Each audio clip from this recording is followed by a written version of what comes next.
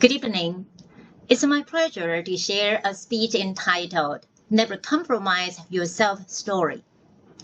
In our English class, we discussed the lesson, Never Compromise Your Self-Story, from a book, The Diary of a CEO. It begins with a powerful idea from psychology and personal development. The story you tell yourself becomes the life you eventually live. Over time, your story shapes your choices, actions, and ultimately your future. In other words, the way you describe and understand yourself can become a self-fulfilling prophecy. Now think about this.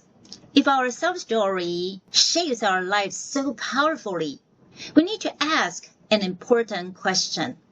Are we consciously writing our own story or simply going through life day by day? Sadly, few people ever stop to ask the question. Most conversations revolve around food, shopping, travel, or daily routines. People stay busy with work, school, and responsibilities, yet rarely pause to reflect on their personal growth. Without that reflection, it's easy to drift through life instead of living with meaning and a purpose. But why does reflection matter so much in writing our self-story? The author reminds us that our self-story influences our confidence, resilience, and the willingness to keep going when things get tough. Research even suggests that mental toughness and grit often matter more than talent or intelligence. This is encouraging because our inner self is not fixed. It can grow, change, and be rewritten. Now, you may wonder how your self-story is actually written. It's not through words alone, but through action, consistent action.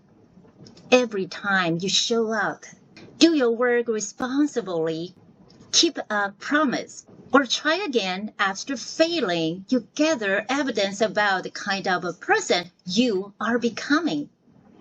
If you want to build a better future, start collecting stronger evidence that you're greater than your doubts, braver than your fears, and more persistent than your setbacks.